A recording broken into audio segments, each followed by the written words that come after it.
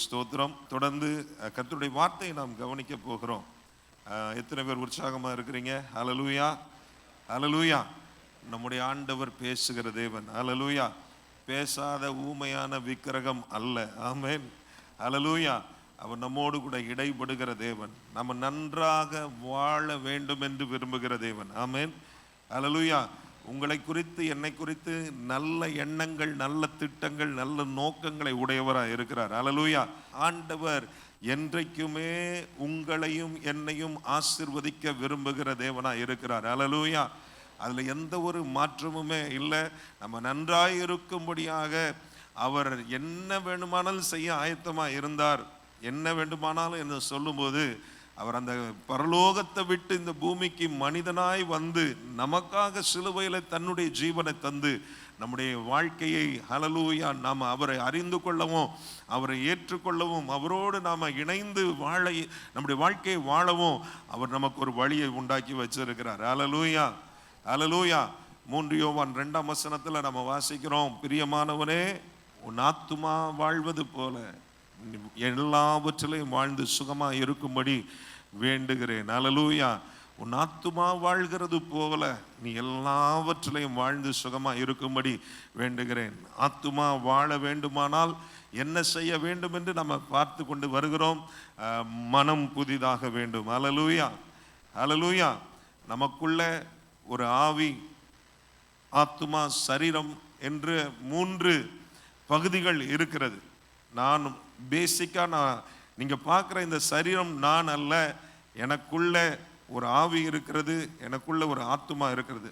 ஆவியான மனிதன், எனக்கு ஒரு ஆத்துமா உண்டு, இரண்டும் ஒரு சரீரத்தில் வசிக்கணும். இப்படி அதை சொன்னால் நல்லா இருக்கும். இது அடிக்கடி நான் கேட்ட ஒரு காரியம். நான் ஒரு செய்தி கேட்கும்போது, இதை குறித்து நான் கேட்கும்போது, இதை கற்றுக்கொள்ள ஆண்டவர் உதவி செய்தார். உங்களுக்கும் அதை கற்றுக் கொடுக்க ஆண்டவர் உதவி செய்வாராக. ஆமென், ஹல்லேலூயா. நம்ம சரீரம் வெளிப்பிரகாரமாக இருக்கு. நம்ம பார்க்க முடிகிறது, உணர முடிகிறது. தொட்டா தெரியும், நம்ம கேட்கலாம், நம்ம பார்க்க முடியும், அப்புறம் நம்ம சுவைக்க முடியும்.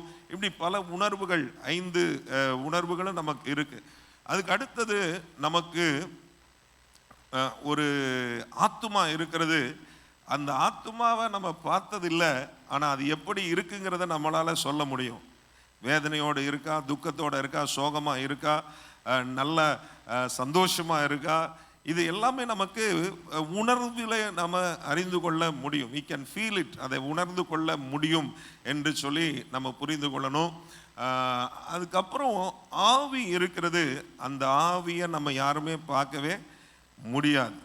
நான் இந்த கதைகளில் வர்ற ஆவியை பார்த்தேன், ஒரு பேயை பார்த்தேங்கிற இதில் நமக்குள்ள ஒரு ஆவி, ஆண்டவர் தந்த ஆவி. ஹல்லேலூயா. நம்முடைய நாசியில் அவர் ஊதினார், மனுஷன் ஜீவாத்மாவானான் என்று எழுதி இருக்கிறது. ஹல்லேலூயா. அப்போ அது தேவன் தந்த ஆவி, அது நமக்குள்ள இருக்கு. நம்ம மறுபடியும் பிறந்தபோது நம்முடைய ஆவியில நம்ம 100% புது சிருஷ்டியாய் மாறி இருக்கிறோம். இதெல்லாம் சொன்னதை ஞாபகப்படுத்துகிறேன். ஆவியில நீங்க 100% புது சிருஷ்டியாய் மாறி இருக்கிறீங்க. 2 கொரிந்தியர் 5:17 நம்ம வாசிக்கிற வசனம், ஒருவன் கிறிஸ்துவுக்குள் இருந்தால் புது சிருஷ்டியாய் இருக்கிறான், பழையவைகள் எல்லாம் ஒளிந்து போயின, எல்லாம் புதிதாயின. எங்க நடந்தது என்றால் நம்முடைய ஆவியிலே நடந்திருக்கிறது. 100% நீங்க புது சிருஷ்டியா இருக்கிறீங்க. 100% இயேசுவை போல இருக்கிறீங்க. கிறிஸ்துவை மரித்தோரிலிருந்து எழுப்பின அந்த ஆவியானவர் உங்களுக்குள்ளேயும் எனக்குள்ளேயும் வாசம் பண்ணுகிறார். ஹல்லேலூயா.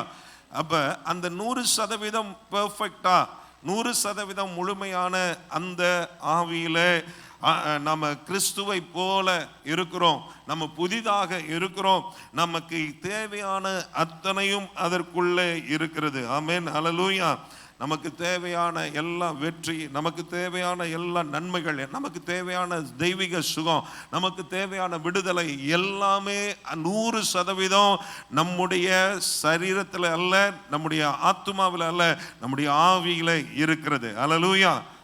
மற்ற பகுதிகளிலே இது வெளிப்பட வேண்டுமானால் நம்முடைய மனம் புதிதாகும் போது, நம்ம யார் அப்படிங்கிறத நம்ம பார்க்க ஆரம்பிக்கும் போது, நம்ம புரிந்து கொள்ள ஆரம்பிக்கும் போது தான் அது நம்ம பெற்றுக்கொள்ள முடியும். அப்போ நம்மை வேத வசனம் ஒரு கண்ணாடியை போல நம்மை பிரதிபலிக்கிறதா இருக்கிறது.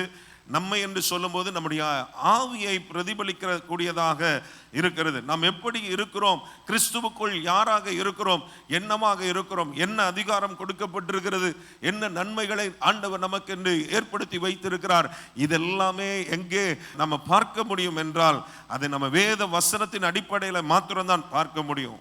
வெளியில சரீரத்தை பார்க்கலாம், கண்ணாடியில் பார்த்தா நமக்கு தெரியும் இன்னைக்கு பரவாயில்ல, நம்ம முடி நரைச்சிருக்கா, முடி நரைக்கலையா, அல்லது இதெல்லாம் நம்ம பார்க்க முடியும்.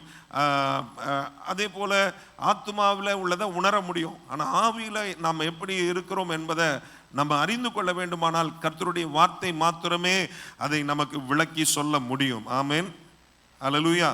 இதுவரைக்கும் என் கூட புரிந்து வந்திருக்கிறவங்க அல்லேலூயா சொல்லுங்க பார்க்கலாம். ஆமேன், அல்லேலூயா. ஏன்னா இதெல்லாம் புரியாம நம்ம அடுத்த இதுக்கு நம்ம போக முடியாது. இப்ப நம்ம மனம் புதிதாகிற போது அப்ப நம்ம ஸ்பிரிட்ல நம்ம 100% ஃபுல்லா இருக்கிறோம் நம்ம ஆவியில. ஆனா அது நம்முடைய சரீரத்திலையும் நம்முடைய ஆத்மாவிலையும் வரணும்னா மனம் புதிதாகுகிற காரியம் நடக்கணும். அப்போ அந்த மனம் புதிதாகிறது ஒரு வால்வு மாதிரி கற்பனை பண்ணிக்கோங்க, ஒரு பைப், ஒரு டேப் மாதிரி கற்பனை பண்ணிக்கோங்க, நல்லி அப்படின்னு சொல்லுவோம் இல்லையா. அப்போ அந்த நல்லி திறக்கிறதுக்கு மனம் புதிதாகிறதுக்கு ஒப்பிட்டு நம்ம யோசித்து கொள்வோம். அப்போ எவ்வளவு தூரம் வேத வசனத்தை வாசிக்கிறோமோ, அந்த வசனத்தின் காரியங்களை நம்ம விளங்கி கொள்ள ஆரம்பிக்கிறோமோ, அப்போ மனம் புதிதாக ஆரம்பிக்கிறது. இந்த ஆவியில் இருக்கிற 100% நன்மைகள், வெற்றி, சந்தோஷம், சமாதானம், மகிழ்ச்சி, சுகம், இதெல்லாம் நம்முடைய ஆத்துமாவிலையும் சரீரத்திலையும் வெளிப்பட ஆரம்பிக்கிறது. ஆமென், ஹல்லேலூயா. இப்போ கொஞ்சம் புரிஞ்சுதா? ஆமென், ஹல்லேலூயா. அப்போ மனம் புதிதாகிறது என்பது நம்முடைய வாழ்க்கையில மிகவும் அவசியமான ஒன்றாக இருக்கிறது. ஒரு கிறிஸ்தவ வாழ்க்கை என்பது நம்ம ஆண்டவர் இயேசுவின் வருகை மட்டும் இந்த மனம் புதிதாகுகிற ஒரு நிலையிலே நம்ம வாழ்க்கை செயல்பட்டு கொண்டே இருக்கணும். மனம் புதிதாக ஒரு மறுரூபம் வருகிறது, மாற்றம் வருகிறது. வாழ்க்கையில, நம்முடைய குடும்பத்தில், நம்முடைய சூழ்நிலைகளில் பெரிய நன்மைகளை நாம் பெற்றுக்கொள்ள முடிகிறது. அல்லேலூயா. இன்னைக்கு நிறைய கிறிஸ்தவர்கள் என்று சொல்லிக்கொண்டு நம்ம இருக்கிறவங்க இன்றைக்கு அவங்க வாழ்க்கையில உலகத்தில் உள்ள மனிதர்களுக்கும் இவர்களுக்கும் வித்தியாசமே இல்லாத நிலைமையில வாழ்க்கை ஏன் வாழுகிறாங்க? அவங்களுக்கு இருக்கிற பிரச்சனை இங்கே இருக்கு, அவங்களுக்கு இருக்கிற வியாதி இங்கேயும் இருக்கு, அவங்களுக்கு இருக்கிற கண்ணீர் கவலை இங்கேயும் இருக்கு, அவங்களுக்கு இருக்கிற துக்கம் சோகம் எல்லாம் இங்கேயும் இருக்கு.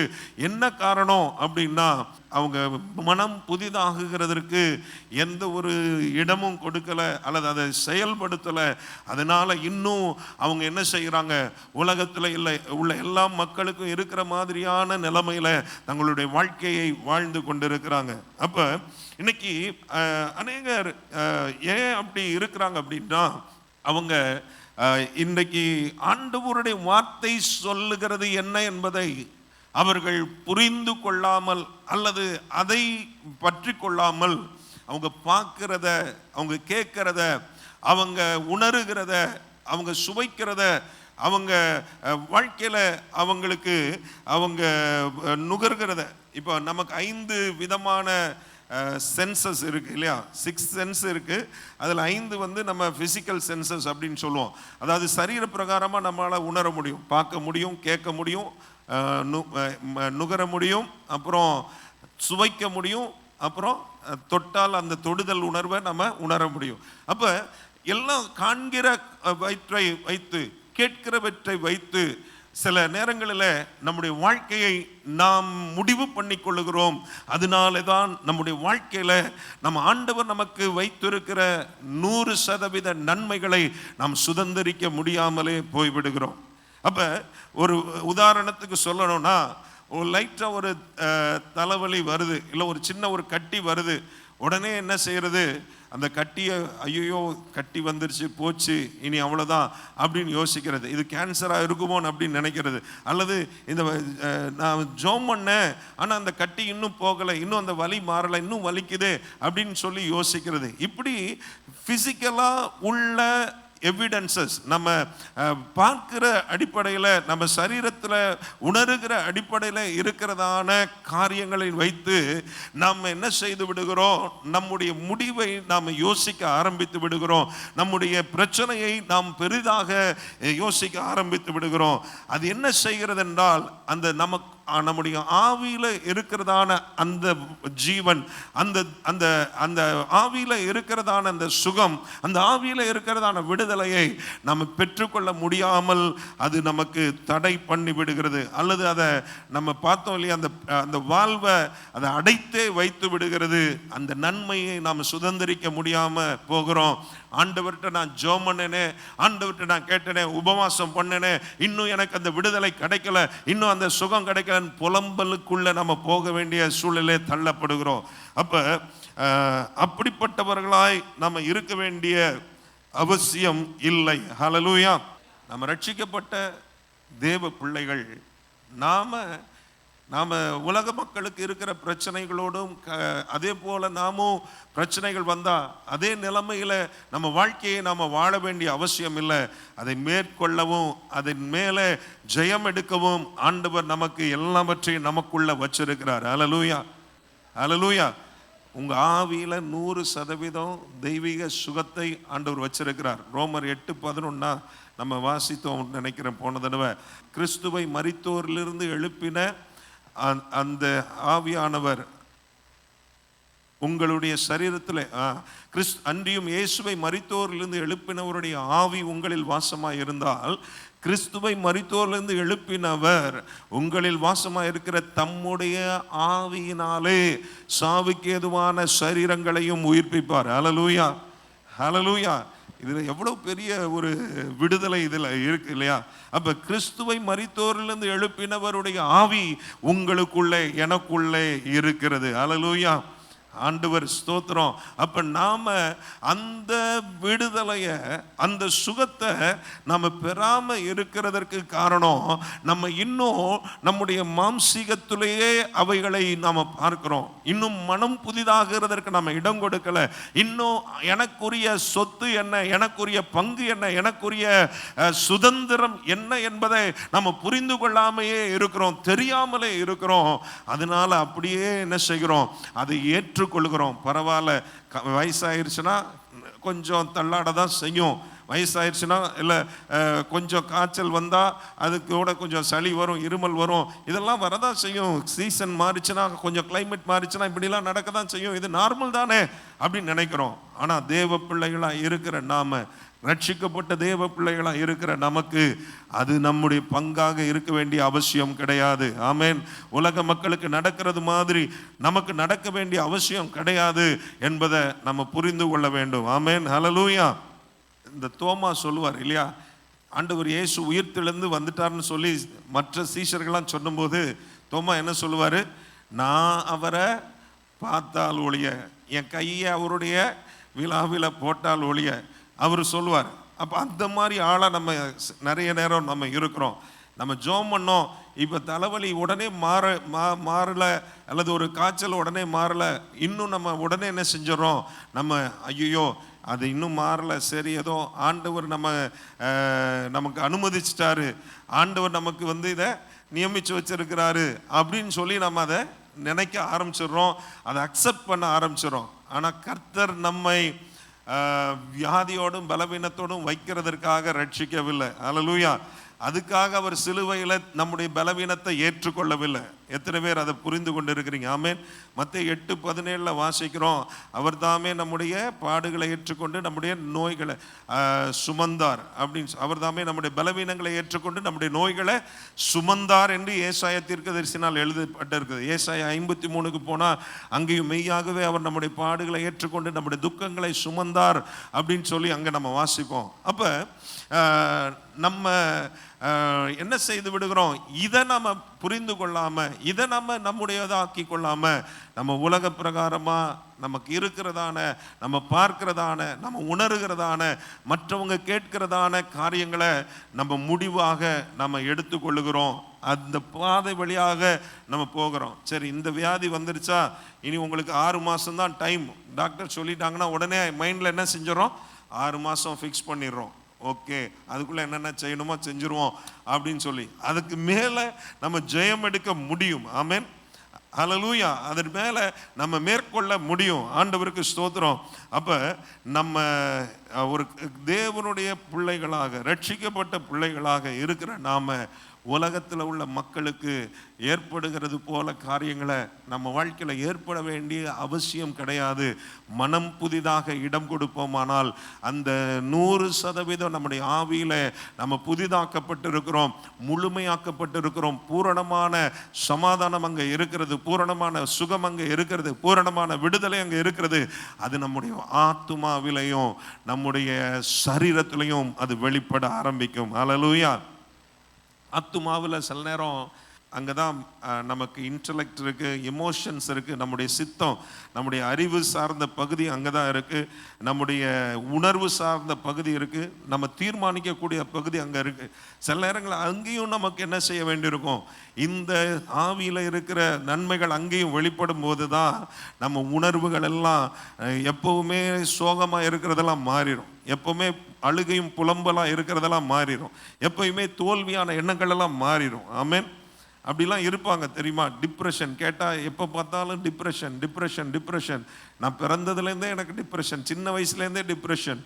அதுக்காக மருந்தெல்லாம் சாப்பிட்டு சாப்பிட்டு சரீரத்தில் வேறு விதமான பின்விளைவுகளை எதிர்கொள்ளுகிற நிலைமைகள்லாம் இருக்கும். ஆனால் நமக்கு அப்படிப்பட்ட காரியம் நடக்க வேண்டிய அவசியம் இல்லை. ஹல்லேலூயா, ஹல்லேலூயா. ஏசாயா 26:3 வசனம் சொல்லுது, உம்மை உறுதியாய் பற்றி கொண்ட மனதை உடையவன் உம்மையே நம்பி இருக்கிறபடியால் அவனை பூரண சமாதானத்தோடு காத்து கொள்வீர். அப்போ இந்த வார்த்தையை நம்ம உள்வாங்கி கொள்ள ஆரம்பிக்கும் பொழுது, இந்த வார்த்தை என்னுடையது ஆக்கி கொள்ள ஆரம்பிக்கும் பொழுது என் மனசுல ஒரு சமாதானத்தை நான் கண்டிப்பாக பெறுவேன்.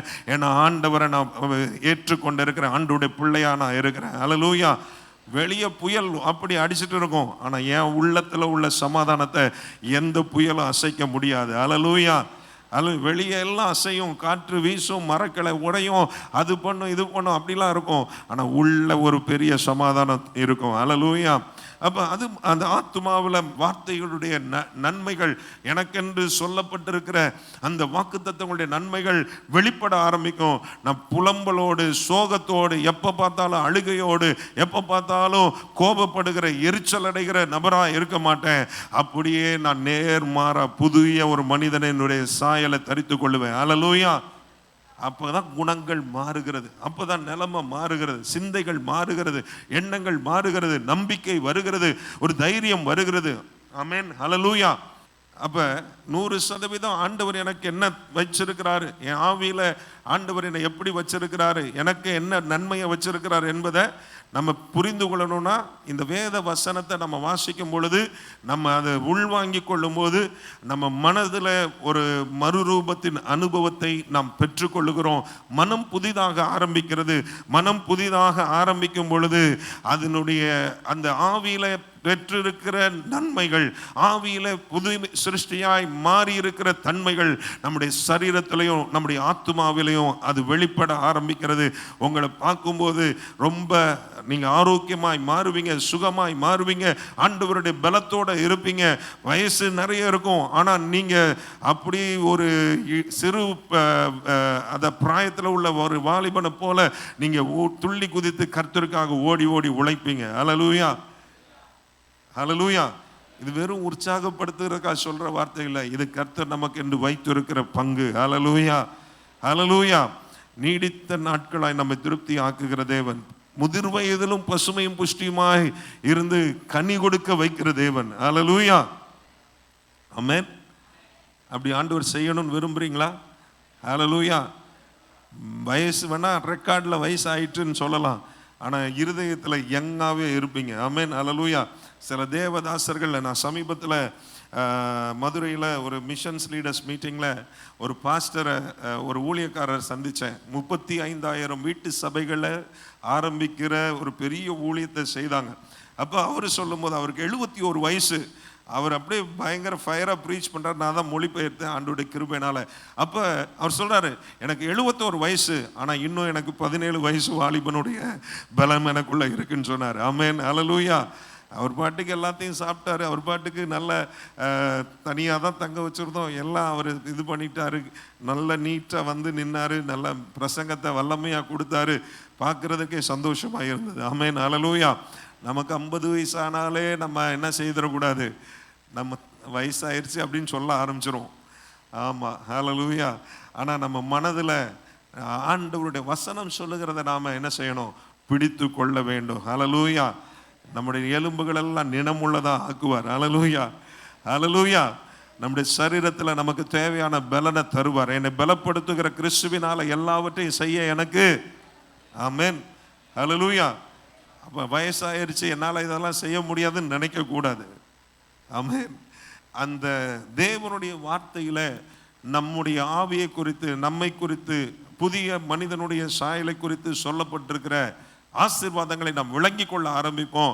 அப்போ மாற்றம் வர ஆரம்பிக்கும். நம்ம மறுரூபத்தின் ஒரு அனுபவத்துக்குள்ள நம்ம போக ஆரம்பிப்போம். ஆமென், ஹல்லேலூயா. அப்போ இன்னைக்கு அப்படிப்பட்ட ஒரு உண்மையான ஒரு நிலையில நம்ம இருக்கிறோமா, மனம் புதிதான நிலைமையில இருக்கிறோமா என்பதை நம்ம யோசித்து பார்க்க வேண்டியது அவசியமாக இருக்கிறது. ஏனென்றால் இன்னைக்கு புதிய உடன்படிக்கையின் பிள்ளைகளாக ஆண்டவர் நம்ம வச்சிருக்கிறார். எத்தனை பேர் அதை நீங்கள் அறிந்திருக்கிறோம்? ஹல்லேலூயா. பழைய உடன்படிக்கையில் பலவிதமாக கிரியைகளை அவங்க தான் செய்யணும், அவங்க தான் முயற்சி பண்ணணும், அவங்க தான் எல்லாத்தையும் அவங்க செய்து ஆண்டவருடைய சமூகத்தில் அவங்க நீதிமானாக தங்களை காப்பாற்றி கொள்ளணும். ஒரு தவறு செய்தால் போய் உடனே பலி செலுத்தணும், ஒரு காரியத்தை செய்யணும். இன்னைக்கு புதிய உடன்படிக்கையில் நாம் அப்படி செய்ய வேண்டிய அவசியம் இல்லை. எல்லாவற்றையும் எனக்கு பதிலாக இயேசு செய்திருக்கிறார். நான் அவரை விசுவாசித்திருக்கிறேன். எனக்காக அவர் மரித்தார், எனக்காக அவர் செய்திருக்கிறார் என்பதை நான் விசுவாசித்தேன். அந்த எல்லா நீதியும் அல்லது நிறைவேற்றும்படியாய் நானும் நிறைவேற்றின ஒரு நீதிமானாய் கர்த்தர் என்னை மாற்றி இருக்கிறார். அல்லேலூயா. அப்போ அந்த புதிய உடன்படிக்கையில் நாம் இருக்கிறோம். அப்போ நமக்குள்ள ஆண்டவருடைய எல்லா தெய்வீகத்தினுடைய நன்மைகளும் ஆசீர்வாதங்களையும் பூரணமாய் கர்த்தர் நமக்கு தந்திருக்கிறார். ஹல்லேலூயா. ஒரு வசனத்தை வாசிப்போம். யோவான் 1:16 நம்ம வாசிக்கும் பொழுது, அவருடைய பரிபூரணத்தினால் நாம் எல்லாரும் கிருபையின் மேல் கிருபை பெற்றோம். ஹல்லேலூயா. என்னுடைய பரிபூரணம் இருக்கா அப்படின்னா, நமக்குள்ள நம்முடைய பிசிக்கலாகவும் நம்முடைய சரீரத்திலையும் பரிபூரணம் கிடையாது. அங்கே போனால் தான் பரிபூரணம், மகிமையின் சாயலை நம்ம அடைவோம். அப்புறம் நம்முடைய ஆத்மாவிலையும் பரிபூரணம் கிடையாது. பேர் வேணால் பரிபூரணம்னு வச்சுக்கலாம், இருக்குல்ல, அப்படி பேர் வச்சிருக்கிறாங்க. இங்கே யாரும் இருந்தீங்கன்னா சந்தோஷம், சரி. ஆனால் நம்ம இப்போ ஆத்மாவிலையும் நமக்கு சில நேரங்களில் துக்கம் அடைகிறோம், சில காரியங்களை கேட்கும்போது வருத்தப்படுகிறோம், சில நேரங்களில் கோபம் வருது, சில நேரங்களில் எரிச்சல் ஆகுது. இதெல்லாம் நடந்துகிட்டே இருக்குது. இது ஆரம்பத்தில் இருக்கலாம், ஆனால் கடைசி ரட்சிக்கப்பட்டு ஒரு 50 வருஷம் கழிச்சும் அதே மாதிரியே குணம் மாறாமல் இருந்ததுன்னா எங்கேயோ பிரச்சனை. மனம் புதிதாக இடம் கொடுக்கலை, அல்லது மனம் புதிதாக வேண்டிய பகுதிகளில் இன்னும் மாற்றம் வரலை, மறுரூபமாக வேண்டிய பகுதிகளில் மாற்றம் வரலை அப்படிங்கு தான் அர்த்தம். ஆனால் மனம் புதிதாக ஆரம்பிக்கும் போது நம்ம வாழ்க்கை மாறும். ஹல்லேலூயா. நம்ம அதே இடத்துல தேங்கி இருக்க மாட்டோம், நம்ம முன்னேறி செல்வோம். ஹல்லேலூயா, ஹல்லேலூயா. நம்ம வாழ்க்கையில் டிஃப்ரென்ஸை பார்க்க ஆரம்பிப்பாங்க. உங்கள் கொலீக்ஸ் சொல்லுவாங்க, ஆஃபீஸில் வேலை பார்க்குறவங்க சொல்லுவாங்க, பரவாயில்லையே, இப்போ முன்னை விட நீங்கள் ரொம்ப கோவப்படுறதே இல்லையே, நீங்கள் ரொம்ப பொறுமையாக ஹேண்டில் பண்ணுறீங்களே அப்படின்னு சொல்லுவாங்க. ஆமென், ஹல்லேலூயா. உங்கள் கணவர் உங்களை பார்த்து சொல்லுவாங்க, இப்பெல்லாம் தட்டு பறக்கிறதே இல்லையே. உங்கள் கணவரை பார்த்து நீங்கள் சொல்லுவீங்க, அவர் சொல்லுவார், கரண்டி இப்பெல்லாம் பறக்கிறதே இல்லையே, பரவாயில்லம்மா, உன்னை ஆண்டவர் மாற்றி இருக்கிறார் அப்படின்னு அவர் ரொம்ப கோடி ஸ்தோத்திரம் சொல்லிட்டு இருப்பார். இந்த நம்முடைய பரிபூரணம், நமக்கு பரிபூரணம் அப்படிங்கிறது நம்முடைய ஸ்பிரிட்டில் மட்டும்தான் இருக்குது. ஆமென். நம்முடைய ஆவியில் மட்டும்தான் அந்த பரிபூரணத்தை ஆண்டவர் வச்சிருக்கிறாரு. அது நம்முடைய மற்ற பகுதியில் வெளிப்படும். ஆனால் அவருடைய பரிபூரணத்தினால் நம்ம எல்லாரும் கிருபையின் மேல் கிருபை பெற்றிருக்கிறோம். ஹல்லேலூயா. அப்போ நாம் ரட்சிக்கப்படும் போது நம்ம அவருடைய பரிபூரணத்தினுடைய காரியங்களை நமக்கு தேவையானது அத்தனையும் ஆண்டவர் நமக்குள்ள வச்சிருக்கிறார் அப்படிங்கிறத நம்ம புரிந்து கொள்ளணும். நம்ம மறுபடியும் பிறந்த ஒரு ஆவியில நம்ம ஒரு புதிய மனிதனாக நம்ம இருக்கிறோம் என்பதை நம்ம புரிந்து கொள்ளணும். அந்த புதிய மனிதனில் நம்ம ஆண்டவர் நமக்கான எல்லா நன்மைகளையும் ஆண்டவர் வச்சிருக்கிறார் அப்படிங்கிறத நம்ம புரிந்து கொள்ளணும். இன்னைக்கு அநேக கிறிஸ்தவர்கள் ஆண்டவரை பற்றி நல்ல நமக்கு ஒரு விசுவாசம் இருக்கு, ஆண்டவரால் முடியாத காரியம் ஒண்ணுமே இல்லை அப்படிங்கிறத நல்லா தெரியும். ஆனால் என் வாழ்க்கையில் ஏன் இன்னும் அற்புதம் நடக்கலை, ஆண்டவரால் தான் எல்லாம் செய்ய முடியுமே அப்படின்னு சொல்லி நம்ம யோசித்து பார்க்கும்போது அவங்க என்ன செய்கிறாங்க, சில நேரங்களில் அவங்க வாழ்க்கையில் அதை பெற்றுக்கொள்ளாமே இருக்கிறாங்க.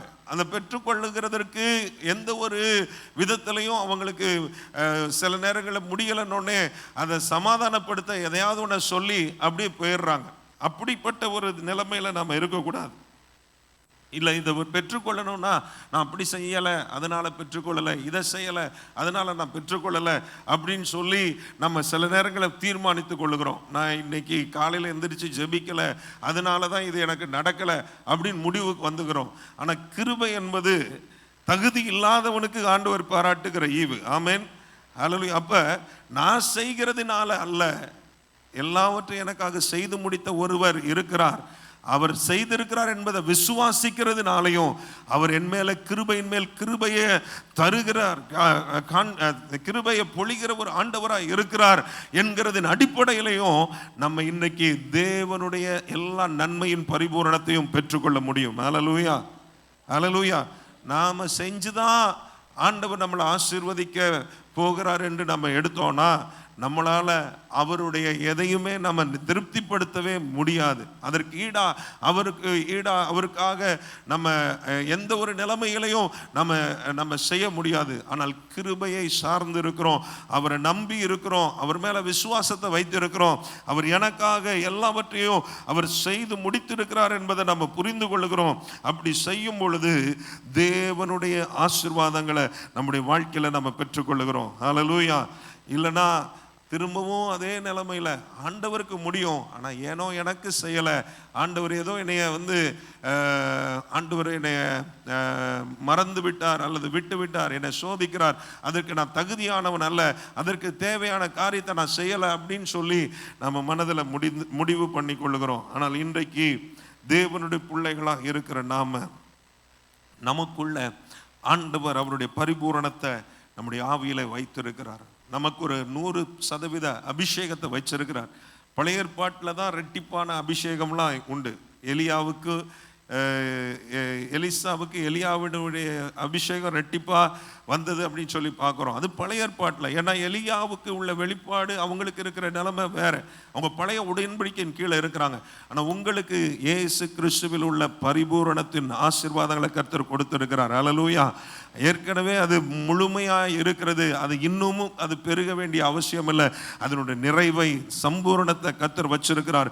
அவருடைய வல்லமை, அவருடைய விடுதலை, அவருடைய வெற்றி, அவருடைய சந்தோஷம், அவருடைய சமாதானம் எல்லாவற்றையும் நிறைவாக முழுமையாக நமக்குள்ள வச்சிருக்கிறாரு. வாழ்வு தான் திறக்கணும், பிரச்சனை வாழ்வுல தான் இருக்கு. ஹல்லேலூயா. வாழ்வுனா எதுன்னு சொன்னோம்? நல்லின்னு சொன்னீங்க. ஆமா, அதுவா? அதுக்கு என்னென்ன அர்த்தம் சொன்னோம்? மனம் புதிதாக மட்டும் வேண்டும். ஹல்லேலூயா. எது என்னுடையது என்பதை நான் விளங்கி கொள்ள வேண்டும், அது எனக்குள்ள நான் உள்வாங்கி கொள்ள வேண்டும். ஹல்லேலூயா, ஹல்லேலூயா. அப்படி உள்வாங்கி கொள்ளுகிறது தான் அந்த போது தான் அந்த மறுரூபம் மாற்றம் ஏற்படுகிறது. ரோமர் 12 திரும்பவும் அந்த வசனத்தை ஒருக்கா வாசிச்சிருவோம். 12:1-2 வசனங்களை வாசிக்கும் பொழுது, அப்படி இருக்க சகோதரரே, நீங்கள் உங்கள் சரீரங்களை பரிசுத்தமும் தேவனுக்கு பிரியமுமான ஜீவ பலியாக ஒப்பு கொடுக்க வேண்டும் என்று தேவனுடைய இரக்கங்களை முன்னிட்டு உங்களை வேண்டிக் கொள்ளுகிறேன். இதுவே நீங்கள் செய்யத்தக்க புத்தி உள்ள ஆராதனை. நீங்கள் இந்த பிரபஞ்சத்துக்கு ஒத்த வேஷம் தெரியாமல், எல்லாரும் சேர்ந்து வாசிப்போமா? நீங்கள் இந்த பிரபஞ்சத்துக்கு ஏற்ற ஒத்த வேஷம் தெரியாமல் தேவனுடைய நன்மையும் பிரியமும் பரிபூரணமான சித்தம் என்னதென்று பகுத்தறியத்தக்கதாக உங்கள் மனம் புதிதாகிறதுனாலே மறுரூபமாகுங்கள். ஹல்லேலூயா, ஹல்லேலூயா. நம்ம ஹல்லேலூயா. இப்பிரபஞ்சத்துக்கு ஒத்த வேஷம் அப்படிங்கிறது இப்போ நல்லா கவனிச்சுக்கோங்க. அதாவது இந்த அச்சில் சிலதெல்லாம் செய்வாங்க இல்லையா, இரும்பு இதில் அச்சில் செய்வாங்க. அப்போ அந்த அச்சில் அந்த உலோகத்தை உருக்கி ஊற்றும் போது அந்த அச்சில் என்ன இது இருக்கோ அதுதான் வெளியே வரும் இல்லையா. அப்போ நாம் இந்த உலகத்தினுடைய அச்சில் நம்ம ஊற்றப்பட்டவங்களாக இருக்கக்கூடாது. உலக மனுஷங்களை மாதிரி நம்ம யோசிக்கக்கூடாது. உலக மனுஷங்களை மாதிரி பேசக்கூடாது. உலக மனுஷன் அவனுக்கு தெரிந்த இதில் அவங்க சொல்லுகிறத நம்ம அப்படியே அதை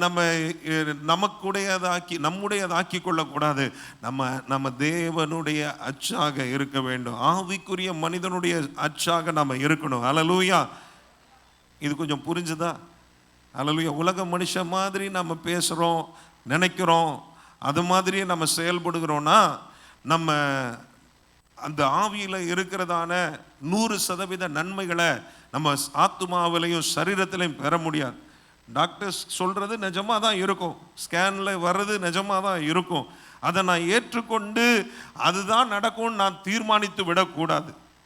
ஆமென். அல்லேலூயா. இங்கே டாக்டர்ஸ் சொன்னதை தாண்டி அற்புதம் பெற்ற அநேகர் இருக்கிறீங்க. நானும் எனக்கு தெரிஞ்ச சிலரை நான் பார்க்குறேன், உங்கள் குடும்பங்களில் நடந்திருக்கு. அப்போ நம்ம உலகத்துக்கு ஒத்த வேஷம் தரிக்கிறனால தான், அல்லது உலகத்தினுடைய காரியங்களை அப்படியே நம்ம உள்வாங்கி கொள்ளுகிறோம். ஆண்டவர் என்ன சொல்லி இருக்கிறாருங்கிறத மறந்துடுறோம். ஆண்டவர் சொன்னது தான் என் வாழ்க்கையில் நிஜமாகும் அப்படின்னு என்னைக்கு நம்ம முடிவு பண்ணி அது என்ன சொல்லியிருக்கிறாருங்கிறத புரிந்து கொள்ள ஆரம்பிக்கிறோமோ அன்றைக்கு நம்ம வெற்றியை, நம்முடைய சுக வாழ்வை, நம்முடைய ஆசீர்வாதங்களை எதுவும் தடுக்க முடியாது. அல்லேலூயா. எந்த சமாதானத்தை எதுவும் கெடுக்க முடியாது. எந்த வியாதியும் உங்கள் வாழ்க்கையை முடிவுக்கு கொண்டு வர முடியாது. உங்களுக்கு ஆண்டவர் வைத்திருக்கிற காலம் வரைக்கும் சுகத்தோடு, அல்லேலூயா, பலத்தோடு நம்ம வாழ முடியும். அல்லேலூயா. தேவனுடைய நன்மையை சுதந்தரித்து நம்ம சந்தோஷமா வாழ முடியும். நிறைவான ஆசீர்வாதங்களை பெற்றுக்கொண்டு நம்ம நிம்மதியா வாழ முடியும். ஆமென். அல்லேலூயா. ஸோ அதை நம்ம புரிந்து கொள்ள நம்ம வேண்டும். இந்த உலகத்துக்கு ஒத்த வேஷம், நம்ம எந்த அச்சில் நம்ம வார்க்கப்படுகிறோம், எப்படிப்பட்ட நிலைமையில் நம்ம இருக்கிறோம் நம்ம அப்படிங்கிறத நம்ம புரிந்து கொள்ளணும். நம்ம டிரான்ஸ்ஃபார்ம்டு லைஃப் இருக்கா, நமக்கு ஒரு மறுரூபமாக்கப்பட்ட நிலைமையில் நம்முடைய வாழ்க்கை இருக்கா, மனம் புதிதாக்கப்பட்டிருக்கா, இல்லது பழைய மாதிரியே நம்ம யோசிக்கிறோமா, பழைய மாதிரியே பேசுகிறோமா? சில நேரங்களில் பழைய மாதிரியே உள்ள ஆட்களை மாற்றுறது கொஞ்சம் கஷ்டம். அவங்க வசனத்தை வாசித்தா தான் மாற்ற முடியும். சிலர்லாம் எப்போ பார்த்தாலும் நெகட்டிவாகவே பேசிட்டு இருப்பாங்க. தேவனுடைய வார்த்தை சொல்லுகிறத பற்றி யோசிக்கவே மாட்டாங்க. விசுவாசமான வார்த்தைகளை பேசவே மாட்டாங்க. எப்போ பார்த்தாலும் நெகட்டிவாக பேசிகிட்டே இருப்பாங்க. அப்போ ஒரு ஊழியக்காரருடைய குடும்பம் ஒரு தடவை அவங்க ஒரு பனி பிரதேசத்துக்கு அவங்க டூர் போகிறாங்க. டூர் போகும்போது அந்த தாயார், வயதான தாயாரும் கூட கூட்டிகிட்டு போகிறாங்க. அந்த தாயார் சொல்கிறாங்க, அவங்க ஊழியக்காரங்களுடைய பையனை பார்த்து, டேய் அந்த தண்ணியை குடிக்காத, சில் தண்ணி உனக்கு சளி பிடிச்சிரும், அந்த கதவை திறந்து வைக்காத, சளி பிடிச்சிரும், அப்படி இப்படின்னு சொல்லிட்டே இருக்காங்க. இந்த ஊழியக்காரர் ஒவ்வொரு தடவை அவங்க சொல்லும் போதும் இயேசு நாமத்தில் அப்படி நடக்காதுன்னு அதை கேன்சல் பண்ணி ஜோம் பண்ணிட்டு அவர் பேசிகிட்டே இருக்கார். அப்புறம் ராத்திரி பார்க்கும்போது அந்த பையன் படுத்து தூங்கிட்டு இருக்கிறான். நடுவில் எழும்புறான், மூச்சுக்கு விட கஷ்டப்பட்டு எழும்புறான். அப்போ இவரும் எழும்புறாரு. முழிச்சவனே இது பண்ணி வசனத்தை பேசி அவனை தூங்க வைக்கிறாரு. அப்படி ஒரு தடவை எழும்பும்போது பக்கத்து ரூம்லேருந்து அவங்க அம்மா சொல்கிறாங்க, டே நான் அப்பயே சொன்னேன் இல்லையா, சளி பிடிக்கும் அவன் கஷ்டப்படுவான்னு அப்படின்னோடனே இந்த ஊழியக்காரர் போய் இயேசுவ நாமத்தினால உன்னை கட்டுறேன் இயேசுவ நாமத்தில்னு சொன்னார். அவங்க அம்மா முகத்தை பார்த்து பேசினாராம் அப்படி. அப்போ காலையில் அந்த அம்மா ரொம்ப வருத்தப்பட்டாங்களாம். என்னம்மா இப்படி என்னப்பா என்னைய போய் பிசாசுன்னு சொல்லிட்டே, சாத்தான் சொல்லிட்டே அப்படின்னு. இல்லைம்மா, உங்களை சொல்லலை, உங்களுக்கு ஆண்டவர் வசனம் என்ன சொல்லுதுன்றது நல்லா தெரியும், ஆனால் அதுக்கு மாறாக பேசுறது உங்களுக்குள்ளே இருக்கிற பிசாசு தான். அப்படி எதிர்மறையான அறிக்கை செய்யக்கூடாது அப்படின்னு சொல்லி அவர் சொன்னாராம். நிறைய நேரத்தில் அப்படி தான் நம்ம நல்ல ஆவிக்குரியவர்களாக இருப்போம், எதிர்மறையான அறிக்கைகளை செய்வோம். பேதுரு குறித்து நம்ம பார்க்குறோம். மத்தேயு 16 அதிகாரத்தில் பேதுரு அப்போ தான் ஆண்டவர் பாராட்டியிருப்பார். என்னப்பா ஜனங்கள் என்ன யாருன்னு சொல்கிறாங்கன்னு கேட்பார் சீஷர்களை பார்த்து. சீஷர்கள் உடனே உண்மை சிலர் எலியாங்கிறாங்க, தீர்க்கதரிசிகள் ஒருவருங்கிறாங்க, உண்மை ஒரு போதகருங்கிறாங்க, அதுன்னு சொல்லுவாங்க. நீங்கள் என்னை யாருன்னு சொல்லுகிறீர்கள் அப்படின்னு உடனே பேதுரு சொல்லுவார், நீர் ஜீவனுள்ள தேவனுடைய குமாரனாகிய கிறிஸ்து. ஆஹா, இது மாம்சமும் ரத்தமும் உனக்கு வெளிப்படுத்தலப்பா, பிதாதான் உனக்கு வெளிப்படுத்தியிருக்கார். பயங்கர சந்தோஷமா இருந்திருக்கும் பேதுரு. ஆஹா, நம்மளை ஆண்டவர் எப்படி சொல்லியிருக்காரு, எல்லாரும் நம்ம கேட்டிருப்பாங்க, அதை அவ்வளோ பெருமையாக யோசிச்சுட்டு இருப்பார். அடுத்தது ஆண்டவர் அவருடைய மரணத்தை குறித்த காரியங்களை பேச ஆரம்பிக்கிறார். பேசினோடனே பேதுரு இப்போ அவர் நல்ல ஒரு பெரிய ஒரு மெத்தனத்தில் இருக்கிறார். கூட்டு போய் தனியாக இதெல்லாம் உமக்கு நடக்கக்கூடாது அப்படின்னு சொல்லி பேதுரு சொல்லுவான். ஆண்டவர் என்ன சொல்லுவார்? அப்பாலே போ சாத்தானே. சில நேரங்கள் நம்ம எண்ணங்கள்லே நம்ம அதை கடிந்து சொல்லுவோம். எதிர்மறையான எண்ணங்கள் வரும்போது, ஆண்டவருடைய வார்த்தைக்கு மாறாக நம்ம யோசிக்க ஆரம்பிக்கும் போது, கர்த்தர் சொன்ன வாக்குத்தத்தம் ஒன்றாக இருக்க நடக்கிற சூழலை வித்தியாசமாய் நடக்கும்போது நம்ம அதை அக்செப்ட் பண்ண வேண்டிய அவசியம் இல்லை, அதை எதிர்க்க வேண்டும். அல்லேலூயா. தேவனுடைய வார்த்தை சொன்னதை விசுவாசிக்க வேண்டும். தேவனுடைய வசனம் சொல்லி இருக்கிற ஆசீர்வாதங்களை நம்முடைய வாழ்க்கையில் நம்ம நமக்கென்று அதை உரிமை பாராட்டி கொள்ள வேண்டும். அதுதான் என் வாழ்க்கையில் நடக்கும் என்பதை நம்ம முழு நிச்சயமாய் நம்ப வேண்டும். ஹல்லேலூயா, ஹல்லேலூயா. அப்போ அந்த மனம் புதிதாகுகிறதற்கு நம்ம செயல்படும் போது தான், நம்ம அதை செய்யும் போது தான் நம்ம வாழ்க்கை மாற ஆரம்பிக்கும். உலக மக்களுக்கும் நமக்கு ஒரு வித்தியாசம் தெரிய ஆரம்பிக்கும். இல்லைன்னா நம்ம ரட்சிக்கப்பட்டிருப்போம், நம்ம ஆலயத்துக்கு தவறாமல் வந்துட்டு இருப்போம். நம்ம சில நேரங்களில் நமக்கும் அவங்களுக்கும் வித்தியாசம் இல்லாத மாதிரி பிரச்சனைகள் வர ஆரம்பிக்கும். அவன் நம்மளை பார்த்து யோசிப்பான், எல்லாம் ஒன்று தான், இவங்க சர்ச்சுக்கு போகிறாங்க, நான் கோயிலுக்கு போகிறேன், அவ்வளோதான் அப்படின்னு யோசிப்பான். ஆனால் தேவ பிள்ளைகளாய் இருக்கிற நாம் எல்லாவற்றையும் மேற்கொள்ளுகிறதற்கும் வெற்றி சிறக்கிறதற்கும் ஆண்டவர் நமக்காக ஒரு காரியத்தை செய்து வைத்திருக்கிறார். ஹல்லேலூயா, ஹல்லேலூயா. அப்போ நம்ம பார்க்கிற இந்த உலகத்தில் நடக்கிற மற்றவங்களுக்கு நடக்கிறது மாதிரி நமக்கு நடக்க ஆரம்பிக்கும் பொழுது அதை நம்ம ஏற்றுக்கொள்ள வேண்டிய அவசியம் இல்லை. அது இந்த சூழ்நிலையில தேவனுடைய வார்த்தை நமக்கு என்ன சொல்லி கொடுக்கிறது என்பதை நம்ம அறிந்திருந்தோமானால் அதுதான் நம்முடைய வாழ்க்கையில நடக்கணும்னு சொல்லி நம்ம முழுமையாய் அதை நாம பிடித்து கொள்ள முடியும். அதுதான் நடக்கணும்னு சொல்லி நம்ம என்ன செய்ய முடியும்? அதை பெற்றுக்கொள்ளும் வரைக்கும் அதை நாம என்ன செய்ய முடியும்? விடாமல் பற்றி கொள்ள முடியும். ஆமென், ஹல்லேலூயா. ஆண்டவருக்கு ஸ்தோத்திரம். அப்ப நம்ம வாழ்க்கையினுடைய காரியங்களை குறித்து தேவனுடைய வசனம் என்ன சொல்லுகிறது, ஒரு சூழ்நிலையை குறித்து தேவனுடைய வசனம் என்ன சொல்லுகிறது, இதெல்லாம் நம்ம தெரிந்திருக்க வேண்டும். நம்ம மனம் புதிதாகும் போது தான் நம்முடைய ஆத்துமா தேவ ரகமான ஆண்டவருடைய ஜீவனில் இருக்கிற நன்மையான ஒரு நிலையில நம்ம ஆத்துமா வாழ ஆரம்பிக்கும். ஆமென், ஹல்லேலூயா. நம்முடைய ஆத்துமா நல்லா இருந்தாதான் எல்லாமே நல்லா இருக்கும். ஹல்லேலூயா, ஹல்லேலூயா. அந்த வசனத்தில் அதுதானே சொல்லப்பட்டிருக்கு, உன் ஆத்துமா வாழ்கிறது போல நீ எல்லாவற்றிலையும் வாழ்ந்து சுகமாக இருக்கும்படி வேண்டிக் கொள்கிறேன். அப்போ நம்ம ஆத்துமா வாழணும்னா மனம் புதிதாக வேண்டும்.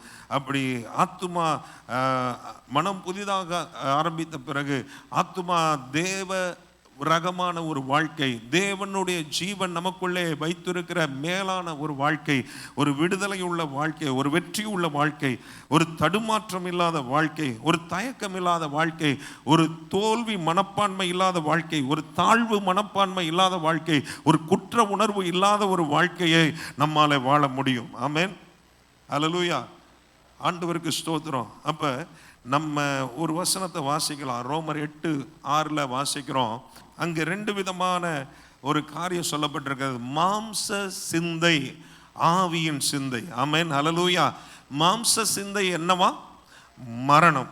மரணம் அப்படின்னா உடனே நம்ம அடுத்த லெவல்ல யோசிச்சிடக்கூடாது. மரணம் என்பது பாவத்தின் விளைவாக ஏற்படுகிற எல்லா பாதிப்புகளும் மரணத்திற்கு கடைசியில் மரணத்தில் கொண்டு போய் போடும். ஆண்டவருக்கும் நமக்கும் உள்ள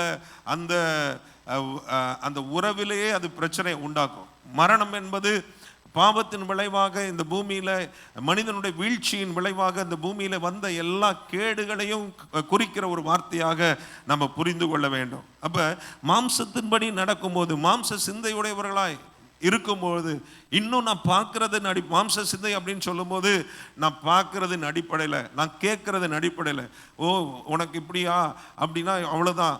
ஏற்கனவே இப்படி தான் ஒருத்தர் எனக்கு தெரிஞ்சவர், அவர் நம்ம வாழ்க்கையில் அப்படி சொல்கிறதுல ரொம்ப துணிச்சல் உள்ளவங்க. உனக்கு இந்த வியாதியா, அப்போ ஏற்கனவே எங்கள் இதில் ஒருத்தர் இப்படி வந்து செத்து போயிட்டாரு அப்படின்றாங்க.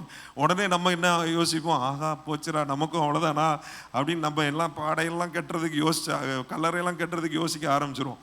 நம்ம அப்படி இருக்கிற அந்த மாம்ச சிந்தை உடையவர்களாக இருக்கக்கூடாது.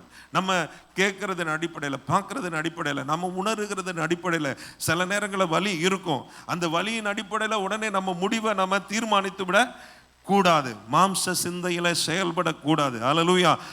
அதற்கு பதிலாக என்ன சிந்தை உடையவர்களாக நம்ம இருக்கணுமா? ஆவியின் சிந்தை உடையவர்களாக. ஆமென். ஹல்லேலூயா. அந்த ஆவியின் சிந்தை எனக்குள்ளே ஜீவனை கொடுக்கிறதா இருக்கும், சமாதானத்தை கொடுக்கிறதா இருக்கும். ஹல்லேலூயா.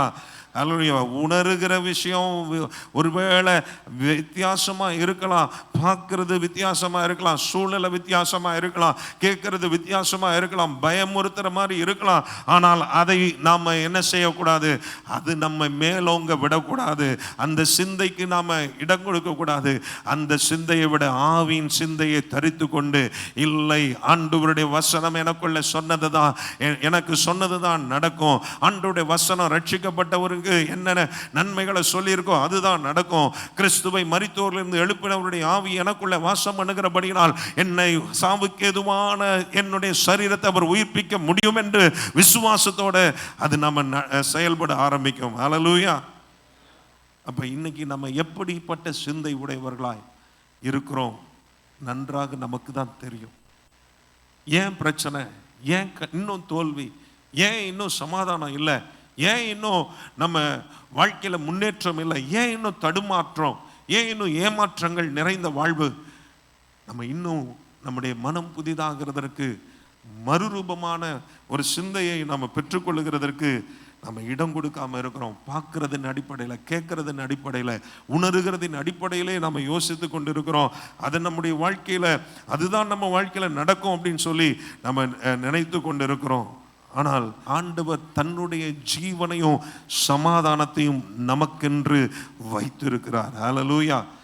குமாரனை உடையவன் ஜீவனை உடையவன். ஹல்லேலூயா. ரட்சிக்கப்பட்ட நமக்குள்ள யார் இருக்கிறார்?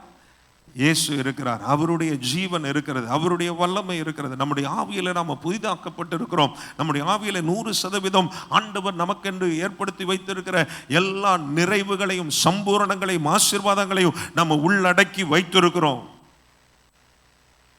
அது வெளியில வருகிறதற்கு நம்ம விசுவாசிக்க வேண்டும். ஒரு தேவ மனிதர், பெரிய ஒரு தேவ மனிதர், 16-17 வயசுல அவருக்கு மரணத்துக்கு ஏதுவான ஒரு பலவீனம் வந்தது.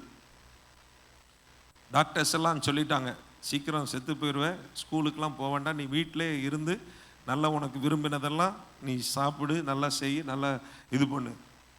அப்போ இவர் வேதத்தை வாசித்து கொண்டிருக்கும் பொழுது ஆண்டோடைய வசனம் சுகமாக்குகிறத பற்றி உள்ள ஆண்டோடைய வசனத்தை வாசிக்கும் பொழுது இவர் அதை பிடிச்சுக்கிட்டார்.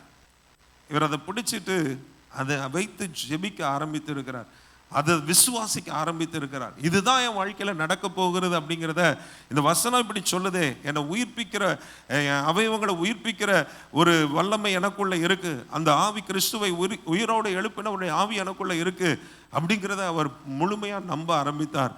படிப்படியா நல்ல சுகமடைந்து கிட்டத்தட்ட நான் நினைக்கிறேன் 87 வயதோ 97 வயதோ, எனக்கு கரெக்டா வயது ஞாபகம் இல்லை, அது வரைக்கும் ஊழியம் செய்தார். ஆமென். ஹல்லேலூயா.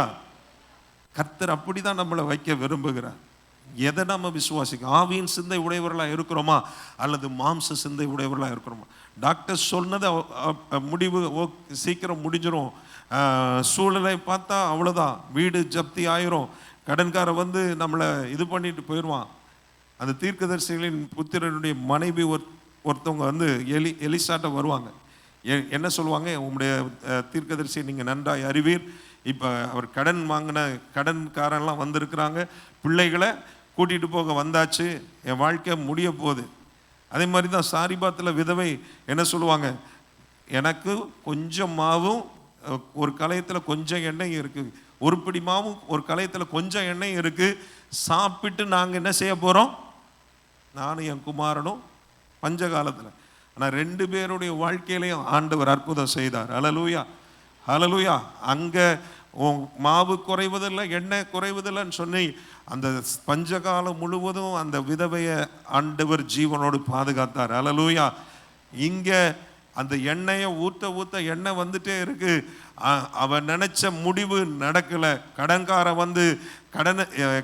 வந்து பிள்ளைகளை கூட்டிட்டு போயிடுவான், அவ்வளோதான் அப்படின்னு அவன் யோசிச்சிருப்பா.